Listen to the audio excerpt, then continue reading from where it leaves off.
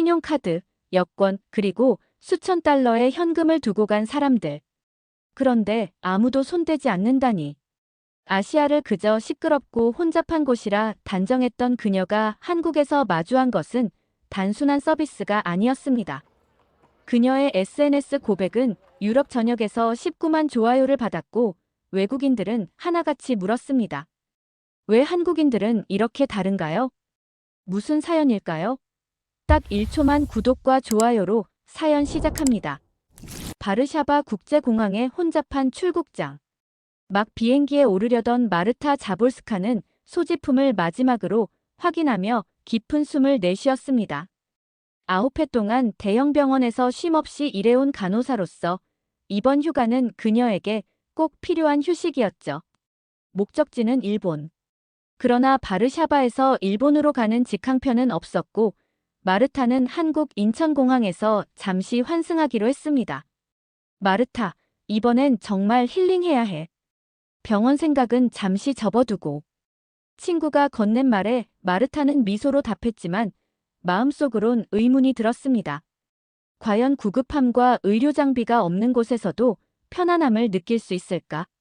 항상 누군가를 돌보는 삶을 살아온 마르타에게 휴식이란 단어는 때때로 낯설게 느껴졌죠. 인천공항에 도착한 건 오후 4시 무렵이었습니다.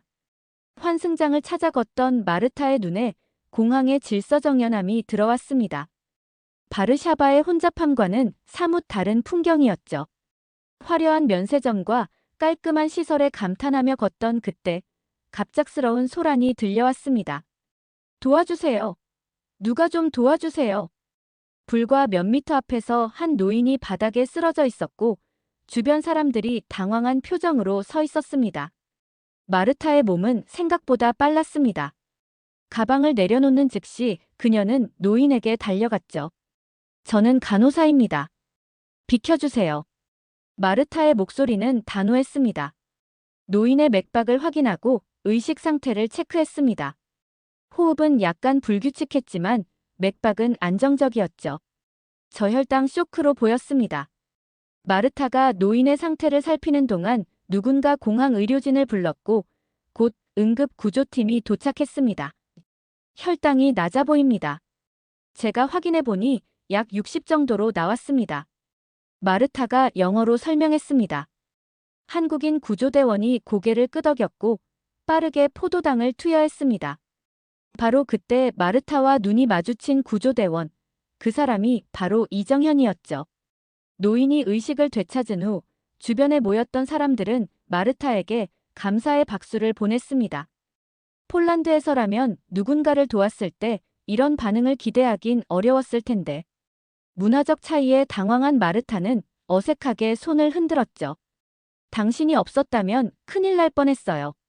정말 고맙습니다. 이정현이 유창한 영어로 말했습니다. 마르타는 미소를 지으며 고개를 가볍게 끄덕였습니다. 그저 본능적으로 행동했을 뿐인데 이렇게 감사를 받으니 왠지 낯설었죠. 내가 떠나는 곳에선 이런 도움 줘도 무시당하곤 했는데 여기선 모두가 박수쳤어요. 마르타는 다시 환승 게이트로 향했습니다. 일본행 비행기까지는 아직 6시간이 남아 있었죠. 그녀는 작은 카페를 찾아 들어가 커피를 주문했습니다. 창밖으로 보이는 인천공항의 야경이 점점 더 선명해지고 있었습니다. 낯선 나라에서의 짧은 경험이 마르타의 마음에 묘한 파문을 일으켰습니다. 그녀는 아직 몰랐죠. 이 우연한 만남이 자신의 인생을 바꿔놓을 첫 번째 장이라는 것을. 호텔 침대에 누운 마르타는 어제의 일을 곱씹었습니다. 일본행 비행기가 기상 조건으로 하루 지연되면서 그녀는 공항 근처 호텔에서 하룻밤을 보내게 되었죠. 예상치 못한 한국에서의 첫날은 의외로 강렬했습니다. 창밖으로 보이는 인천의 아침 풍경이 낯설지만 어쩐지 편안하게 느껴졌습니다. 전화벨 소리가 침묵을 깼죠. 호텔 프런트에서 걸려온 전화였습니다. 자볼스카 씨, 로비에 손님이 찾아오셨네요. 마르타는 의아했습니다. 이 낯선 나라에서 자신을 찾는 사람이 누구겠습니까? 급히 옷을 갈아입고 로비로 내려간 마르타의 눈에 익숙한 얼굴이 들어왔습니다. 어제 공항에서 만났던 그 응급구조사, 이정현이었죠. 안녕하세요, 자볼스카 씨. 어제는 정말 감사했습니다. 이정현의 손에는 작은 선물 상자가 들려 있었습니다. 마르타는 당황함을 감추지 못했습니다. 저 사람은 어제 그 구조사, 날 기억하고 있었다고. 정현은 쑥스러운 표정으로 설명했습니다. 어제 도움받은 할아버지가 저희 외할아버지 친구분이셨어요. 할아버지께서 외국인 간호사분께 꼭 감사 인사를 전해달라고 하셔서. 마르타는 놀라움을 감추지 못했습니다. 공항에서 있었던 일이 이렇게 이어질 줄은 예상하지 못했죠. 더욱 놀라운 건 정연이 마르타의 숙소까지 알아낸 것이었습니다. 공항 의료팀에 물어봤어요. 일본행이 연기됐다는 이야기도 들었고요. 잠시 침묵이 흘렀습니다. 마르타는 생각했죠. 폴란드였다면 이런 일은 없었을 거라고. 누군가를 위해 이렇게 직접 찾아오는 문화가 낯설게 느껴졌습니다. 정연이 조심스럽게 말을 이었습니다. 혹시 시간이 괜찮으시다면 오늘 서울 구경을 시켜드리고 싶은데요. 항공편이 내일로 미뤄졌다고 들었습니다. 마르타는 망설였습니다. 낯선 이의 제안에 응하는 것이 얼마나 위험한지 그녀는 잘 알고 있었죠.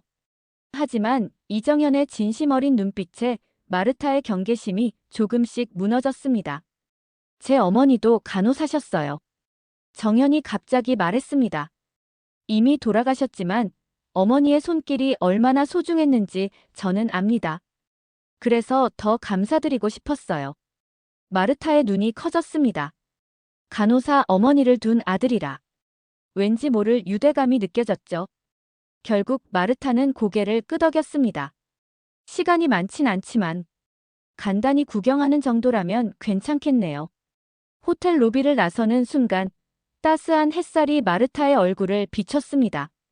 이정현은 친절하게 자신의 차로 안내했습니다. 폴란드와 한국의 문화 차이에 대한 이야기로 시작된 대화는 자연스럽게 의료 시스템으로 이어졌죠. 한국의 응급 의료 시스템은 어떤가요? 마르타가 물었습니다. 정현은 열정적으로 설명했습니다. 최근 몇 년간 많이 발전했죠. 특히 인공지능을 활용한 응급 대응 시스템이 도입되면서 골든타임 확보율이 높아졌습니다. 차창 밖으로 지나가는 서울의 풍경이 마르타의 호기심을 자극했습니다. 높은 빌딩들 사이로 보이는 산의 실루엣, 활기찬 거리의 모습이 낯설면서도 매력적이었죠. 서울의 어느 곳을 가장 먼저 보여주고 싶으세요? 마르타가 물었습니다. 이정현은 미소 지었습니다. 우선 지하철을 타보는 게 어떨까요? 서울을 이해하는 가장 빠른 방법일 테니까요. 마르타는 조금 놀랐습니다. 그녀가 기대했던 것은 화려한 관광지였지만 이정현이 제안한 것은 일상적인 교통수단이었으니까요. 하지만 곧 그 제안이 얼마나 의미 있는지 깨닫게 될 줄은 몰랐죠. 마르타의 서울 첫 경험은 생각보다 훨씬 특별하게 시작되었습니다. 서울역 지하철 입구에 선 마르타는 잠시 주춤했습니다. 수많은 사람들이 질서정연하게 움직이는 모습이 신기했죠. 폴란드 바르샤바의 혼잡한 지하철과는 사뭇 달랐습니다. 이정현은 교통카드를 2장 구매하며 설명했습니다. 한국 지하철은 세계에서 가장 깨끗하고 정확한 시스템 중 하나입니다.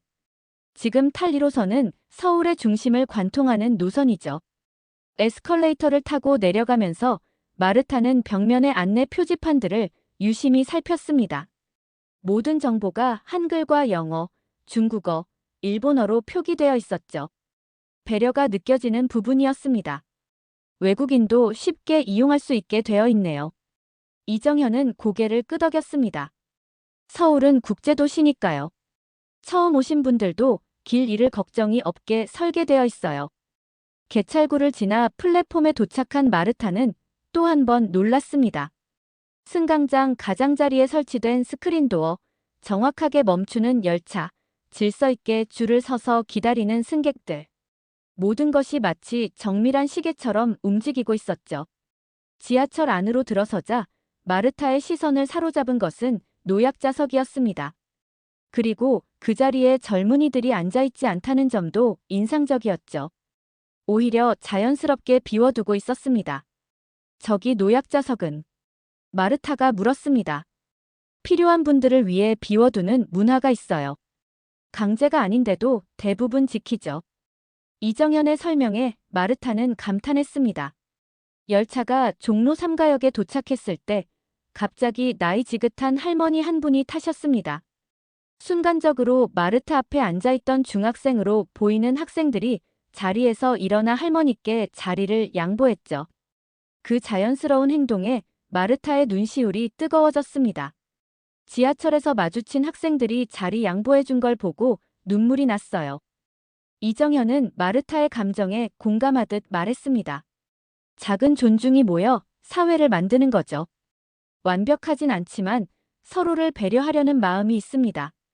종로 거리로 나온 마르타와 이정현은 인사동 방향으로 걸었습니다. 햇살이 따스하게 내리쬐는 5월의 서울은 생각보다 아름다웠죠. 현대적인 건물과 전통 한옥이 공존하는 풍경이 인상적이었습니다. 여기는 인사동이에요. 한국의 전통 문화를 느낄 수 있는 곳이죠. 이정현이 안내했습니다. 좁은 골목길을 걸으며 다양한 공예품과 기념품 가게들을 구경했습니다. 마르타의 시선을 사로잡은 건 한 서예 가게였죠. 벽에 걸린 작품들이 그녀의 호기심을 자극했습니다. 이건 무슨 뜻인가요? 마르타가 가리킨 글씨는 정이었습니다. 이정현이 미소 지으며 설명했습니다. 한국인의 마음을 가장 잘 표현하는 단어 중 하나예요. 사람과 사람 사이의 따뜻한 감정, 정이라고 합니다. 마르타는 그 글자를 유심히 바라보았습니다.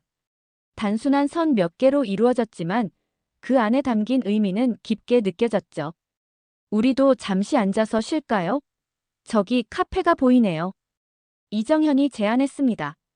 인사동의 작은 전통 찻집으로 들어간 두 사람. 창가 자리에 앉아 전통차를 주문했습니다. 마르타는 자신이 원래 환승만 할 예정이었던 나라에서 이렇게 특별한 경험을 하게 될 줄은 상상도 못했죠. 하룻밤 경유지였던 한국이 이렇게 특별하게 느껴질 줄 몰랐습니다. 마르타가 찻잔을 들며 말했습니다. 이정현은 따뜻한 미소로 답했습니다. 가끔은 예상치 못한 곳에서 특별한 경험이 기다리고 있죠. 마르타 씨가 어제 도움을 주셨듯이요. 찻집 창문으로 보이는 인사동의 오후 풍경이 마르타의 마음을 편안하게 했습니다. 낯선 나라에서 만난 친절한 이와의 대화는 생각보다 훨씬 자연스러웠죠. 마르타는 문득 깨달았습니다. 한국에서의 첫 발걸음부터 모든 것이 달랐다는 것을.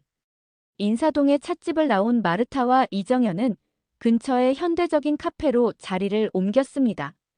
큼직한 유리창이 특징인 이 카페는 전통과 현대가 공존하는 서울의 모습을 그대로 담고 있었죠. 마르타는 노트북을 꺼내 친구에게 메일을 보내고 싶다고 했습니다. 와이파이 비밀번호는 저기 벽에 적혀 있어요. 이정현이 가리킨 방향에는 누구나 볼 수 있게 크게 적힌 와이파이 정보가 있었습니다. 마르타가 노트북을 켜고 메일을 확인하는 동안 이정현은 음료를 주문하러 갔습니다. 아메리카노 2잔과 한국의 전통떡을 조금 맛볼 수 있는 디저트 세트였죠. 주문을 마치고 돌아온 이정현은 마르타가 노트북 앞에 없는 것을 발견했습니다. 화장실에 가셨나? 이정현은 자리에 앉아 기다렸습니다. 테이블 위에는 마르타의 노트북이 그대로 열려 있었고 옆에는 지갑까지 놓여 있었습니다. 이정현은 당황했지만 곧 미소를 지었습니다. 한국에 도착한 지 얼마 되지 않은 외국인이 이렇게 물건을 두고 자리를 비우다니 위험하지 않을까 하는 생각이 들었죠. 약 5분 후 마르타가 화장실에서 돌아왔습니다. 그녀는 자연스럽게 자리에 앉았습니다. 지갑과 노트북을 그대로 두고 자리를 비우셨네요. 이정현이 말했습니다. 마르타는 잠시 생각에 잠기더니 답했습니다. 그러게요. 생각해보니 위험한 행동이었네요. 폴란드에서는 이렇게 안 하시겠죠? 마르타는 고개를 저었습니다. 상상도 못할 일이에요. 사실 3년 전에 바르샤바에서 카페에 앉아있다가 잠시 한눈판 사이에 가방을 소매치기 당한 적이 있어요. 그런데 여기선 왠지 그냥 괜찮을 것 같았어요. 이정현은 이해한다는 듯 고개를 끄덕였습니다.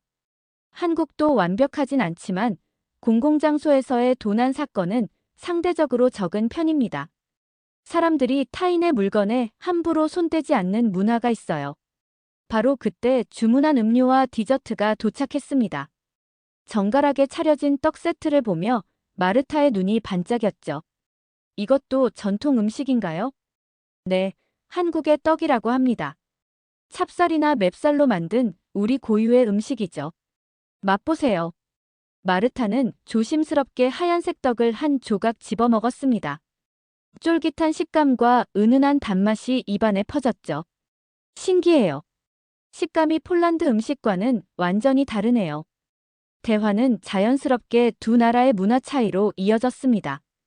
이정현은 한국의 공동체 의식에 대해 이야기했고, 마르타는 폴란드의 역사적 배경과 그로 인한 사회적 특성을 설명했죠. 저는 이해가 안 돼요. 왜 한국 사람들은 이렇게 낯선 사람에게도 친절할까요? 마르타가 문득 물었습니다.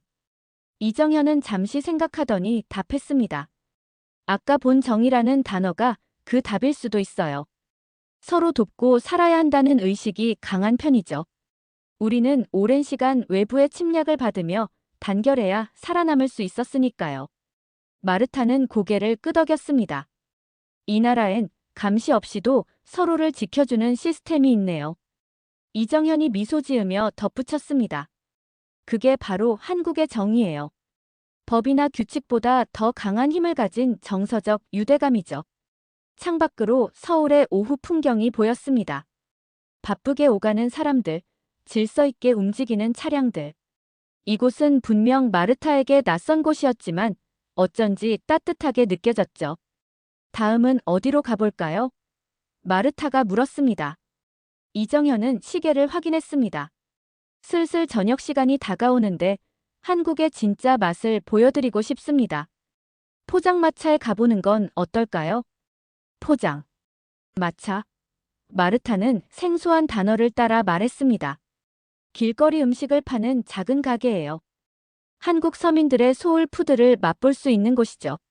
마르타의 눈이 호기심으로 빛났습니다. 그녀는 카페의 창문을 통해 바라본 서울의 거리를 다시 한번 바라보았습니다.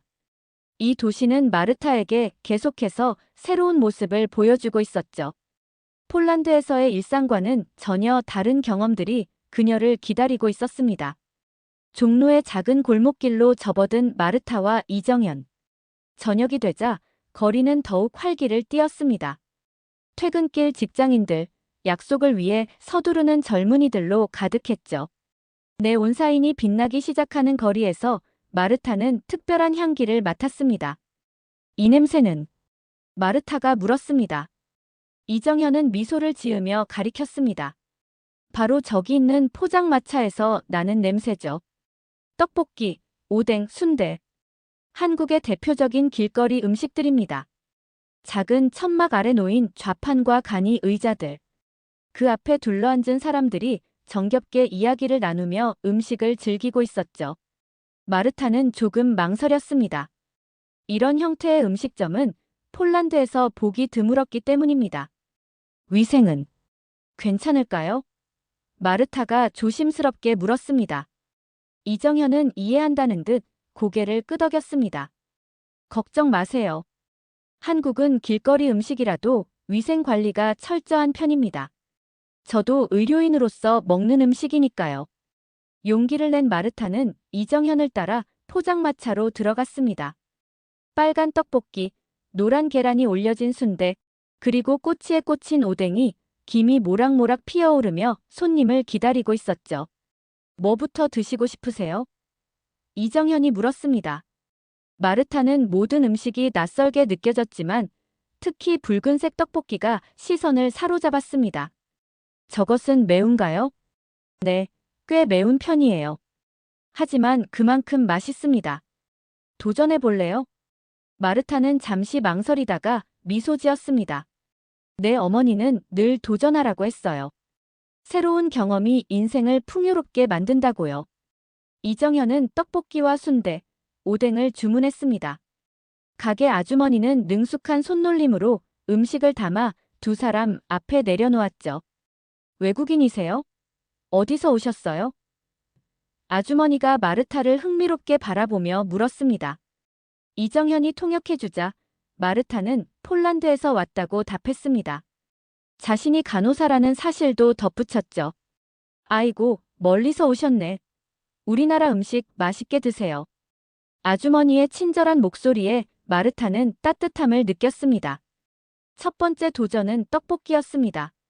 마르타는 조심스럽게 젓가락을 들어 떡 한 조각을 집어 먹었습니다. 순간 입안에 퍼지는 매운맛에 눈이 커졌죠. 엄청 매워요.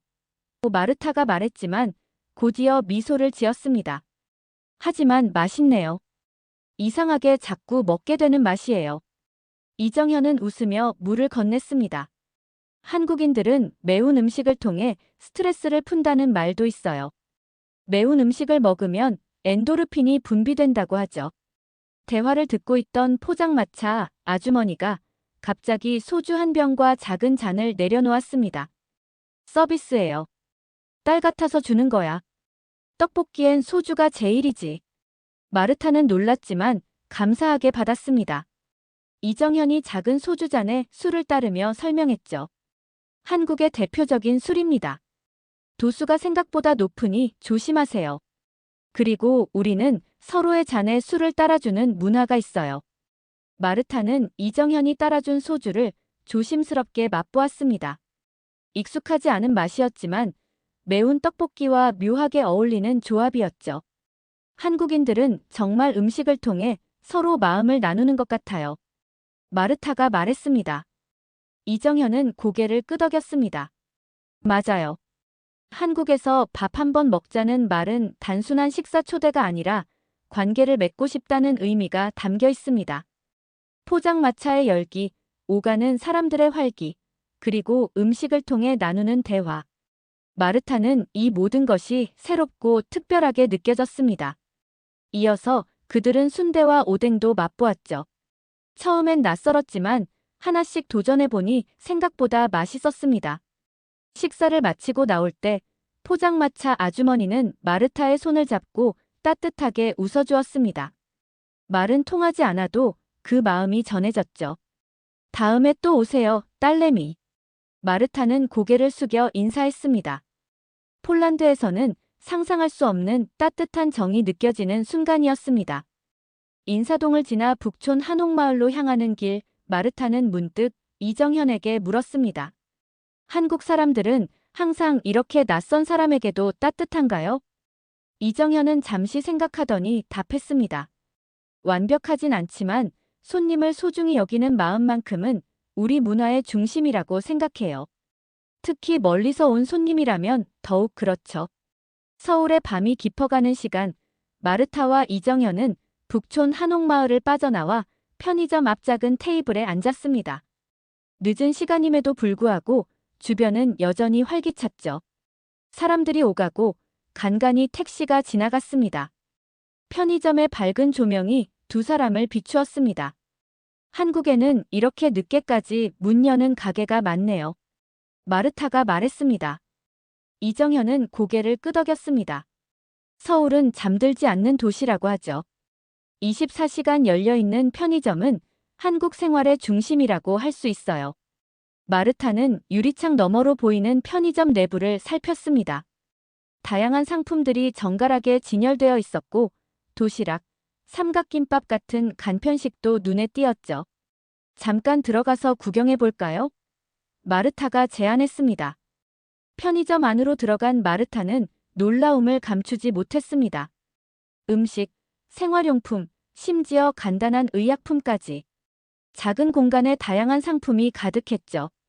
와, 이곳은 정말 편리하네요. 마치 작은 쇼핑몰 같아요. 이정현은 삼각김밥을 들어 보여주며 설명했습니다. 한국의 편의점 음식은 단순한 간식이 아니에요. 많은 직장인들이 바쁜 일상 속에서 한 끼 식사로 이런 음식을 선택하죠. 잠시 생각에 잠긴 이정현이 말을 이었습니다. 제 어머니가 병원에서 야간 근무를 마치고 집에 오실 때 항상 이런 편의점 삼각김밥을 드셨다고 해요. 밤늦게 문 여는 식당이 없던 시절이었거든요. 마르타는 그 이야기를 듣고 공감했습니다. 간호사로서 야간 근무의 고단함을 잘 알아요. 그때 따뜻한 한 끼가 얼마나 중요한지도요. 편의점에서 나온 두 사람은 길 건너편 카페로 향했습니다. 자정이 가까운 시간이었지만 카페는 여전히 손님들로 북적였죠. 저녁 먹은 지 얼마 안 됐는데 또 배고프네요. 마르타가 말했습니다. 이정현은 미소를 지으며 스마트폰을 꺼냈습니다. 그럼 한국의 배달 문화를 경험해 보시는 건 어떨까요? 마르타는 의아했습니다. 이 시간에 배달이 가능한가요? 물론이죠. 한국은 배달 천국이라고 불리는 나라예요. 새벽까지 음식을 배달해주는 곳이 많습니다. 이정현은 앱을 열어 엽기 떡볶이를 주문했습니다. 도착 예상 시간은 30분 이내였죠. 마르타는 놀라움을 감추지 못했습니다. 폴란드에서는 이런 서비스를 상상하기 어려워요. 특히 이런 늦은 시간에는요. 대기하는 동안 두 사람은 카페에서 차를 마시며 이야기를 나눴습니다. 마르타는 자신의 간호사 경험을, 이정현은 응급구조사로서의 일상을 공유했죠. 직업은 달라도 사람의 생명을 다룬다는 점에서 두 사람은 많은 공감대를 형성했습니다. 얼마 지나지 않아 배달원이 도착했고 두 사람은 카페 테라스로 나와 떡볶이를 펼쳤습니다.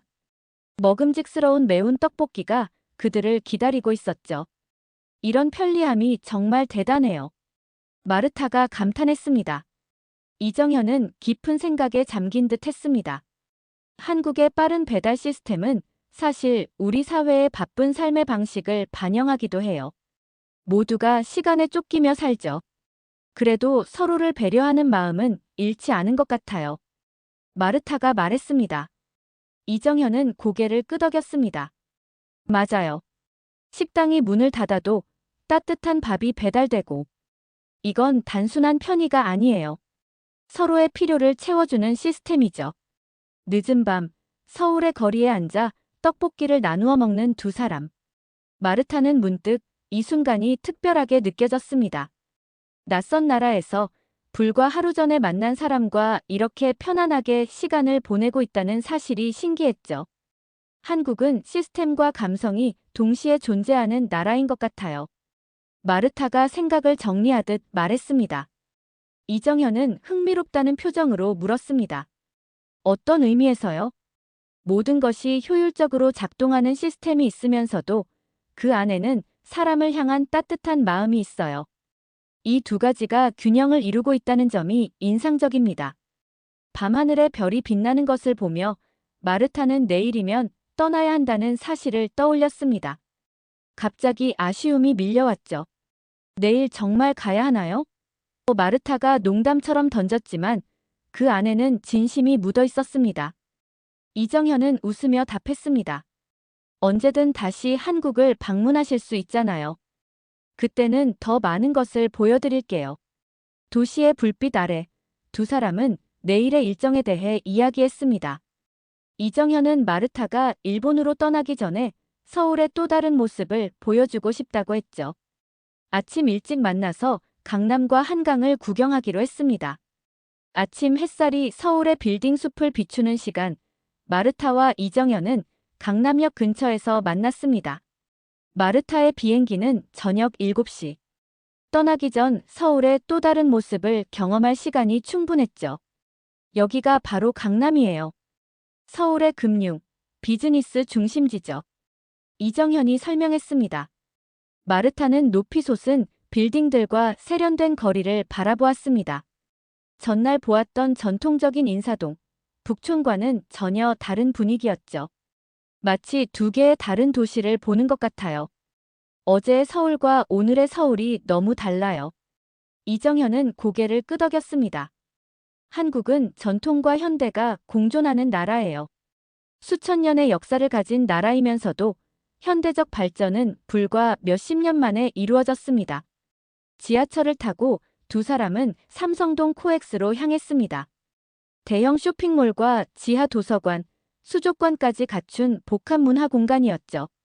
마르타는 지하에 자리한 거대한 도서관에 특히 감명을 받았습니다. 공공장소에 이렇게 훌륭한 도서관이 있다니 놀라워요. 사람들이 책을 읽고 공부하는 모습이 인상적이네요. 이정현은 한국 교육에 대해 이야기했습니다. 치열한 경쟁, 교육열, 그리고 그 이면에 있는 역사적 배경까지. 마르타는 진지하게 경청했죠. 한국인들이 이렇게 열심히 사는 이유가 있군요. 코엑스를 나온 두 사람은 점심을 간단히 해결한 후 한강공원으로 향했습니다. 넓은 강을 중심으로 펼쳐진 공원에서는 많은 시민들이 여가를 즐기고 있었죠. 와, 도심 한가운데 이런 공간이 있다니. 마르타가 감탄했습니다. 이정현은 미소 지으며 잔디밭 한쪽에 돗자리를 펼쳤습니다. 두 사람은 나란히 앉아 한강을 바라보았죠. 한강은 서울의 심장과 같은 존재입니다. 오래전부터 이 도시의 중심이었죠. 이정현이 말했습니다. 마르타는 강 건너편으로 보이는 빌딩들을 바라보았습니다. 고층 아파트와 사무실 빌딩이 즐비한 현대적인 도시 풍경이었죠. 이 모든 게 언제부터 있었던 거예요? 마르타가 물었습니다. 이정현은 잠시 생각에 잠겼습니다. 사실 불과 50년 전만 해도 서울은 전쟁의 폐허였어요. 한국 전쟁 이후 도시는 완전히 파괴되었죠. 그런데 불과 한 세대 만에 이렇게 변화했습니다. 마르타는 놀란 표정을 감추지 못했습니다. 폴란드도 전쟁의 상처를 겪은 나라였지만 이렇게 빠른 회복과 발전은 상상하기 어려웠죠. 이정현은 계속해서 이야기했습니다. 70년대만 해도 한국은 세계 최빈국 중 하나였어요. 아프리카의 가난한 나라들보다도 못 살았던 시절이 있었죠. 하지만 사람들은 포기하지 않았습니다. 한강의 기적이라 불리는 경제 발전을 이루어냈고 지금은 세계 10대 경제대국이 되었어요. 마르타의 눈시울이 붉어졌습니다. 그녀는 자신의 조국 폴란드를 떠올렸습니다. 공산주의 체제의 붕괴 이후 폴란드도 많은 변화를 겪었지만 한국의 극적인 변화와는 차원이 달랐죠. 내 나라엔 이런 회복력이 없었다. 마르타가 작은 목소리로 말했습니다. 이정현은 조용히 경청했습니다. 마르타의 감정을 존중하며 기다려주었죠. 마르타는 깊은 숨을 내쉬었습니다. 폴란드도 많은 전쟁과 고통을 겪었어요. 하지만 우리는 종종 과거에 머물러 있었던 것 같아요. 반면 한국은 그냥 발전한 게 아니라 상처 위에 꽃을 피운 거예요. 한강의 잔잔한 물결이 두 사람 앞에서 반짝였습니다. 봄바람이 마르타의 머리카락을 살짝 흔들었죠. 그녀는 문득 이 순간을 영원히 기억하고 싶다고 생각했습니다. 이정현은 부드럽게 말했습니다. 역사는 우리를 규정하지만 동시에 우리의 선택도 중요해요. 한국인들은 미래를 위해 함께 노력하기로 선택했습니다. 마르타는 고개를 끄덕였습니다. 어제부터 오늘까지 그녀가 본 한국은 단순한 관광지가 아니었습니다. 그것은 사람들의 의지와 열정, 회복력의 증거였죠. 오후의 햇살 아래 두 사람은 한강변을 천천히 걸었습니다. 자전거를 타는 사람들, 피크닉을 즐기는 가족들, 조깅하는 시민들.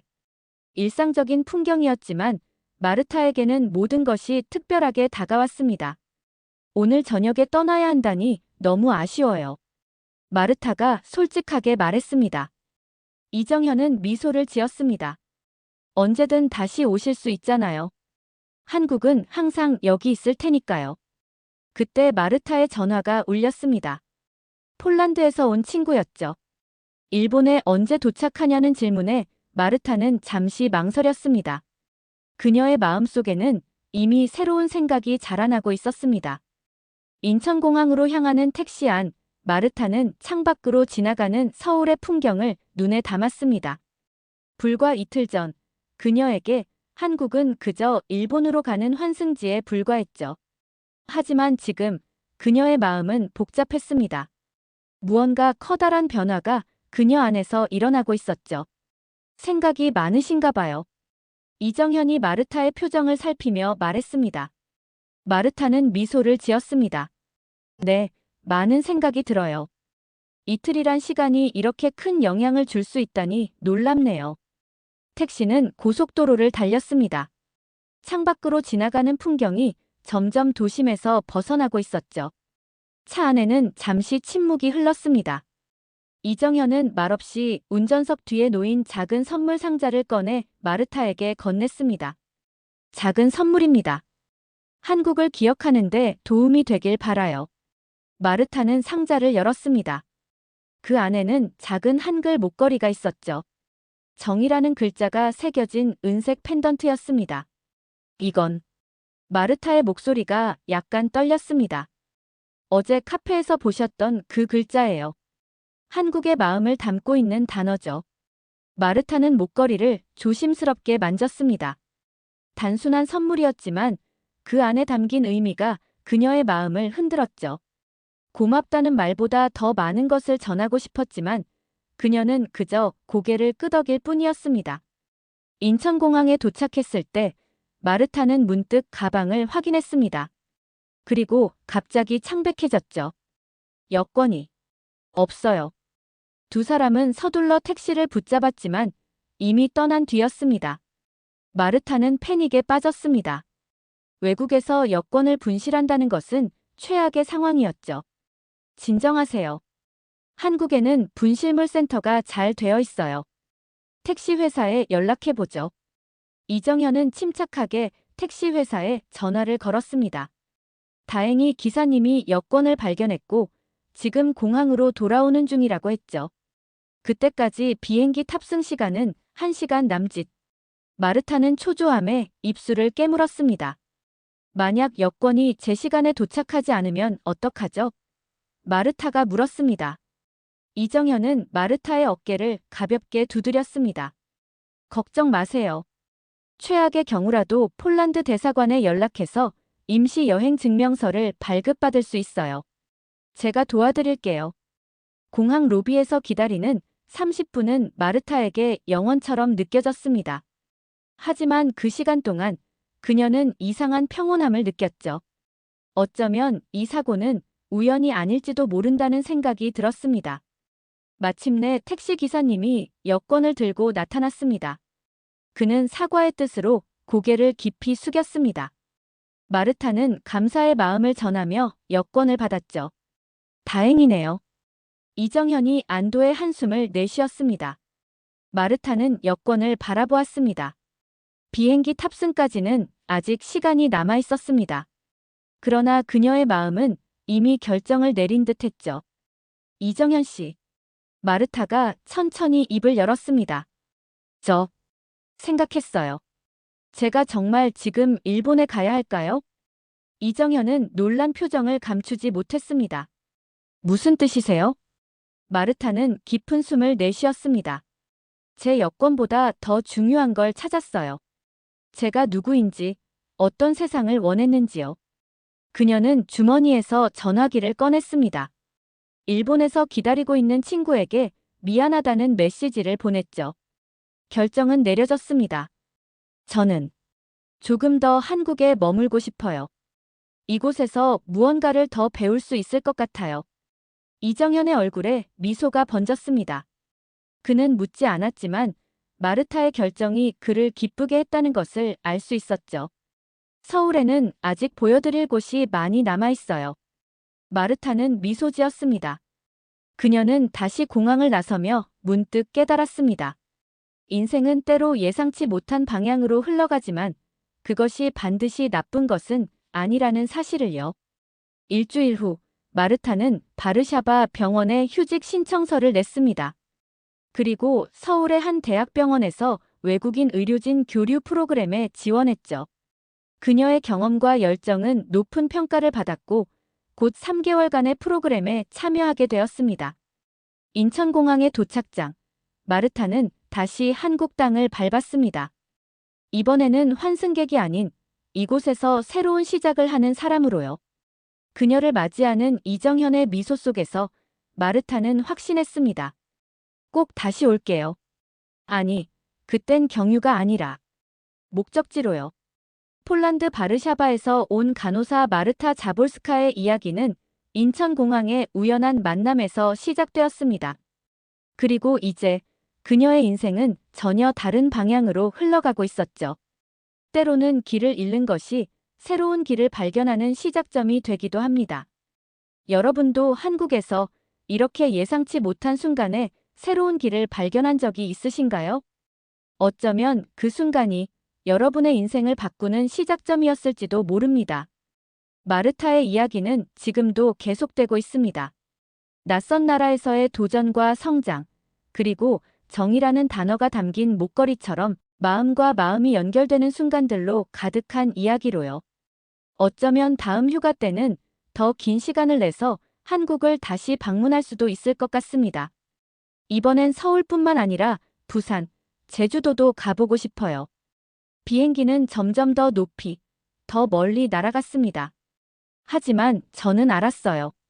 한국은 더 이상 낯선 나라가 아니라는 것을, 이제 그곳은 제 마음속의 목적지가 되었다는 것을. 저 멀리 별처럼 빛나는 서울의 불빛을 마지막으로 바라보며 저는 조용히 다짐했습니다. 오늘 사연은 어떠셨나요? 구독과 좋아요로 응원 부탁드립니다. 더 따뜻한 사연으로 찾아뵙겠습니다. 감사합니다.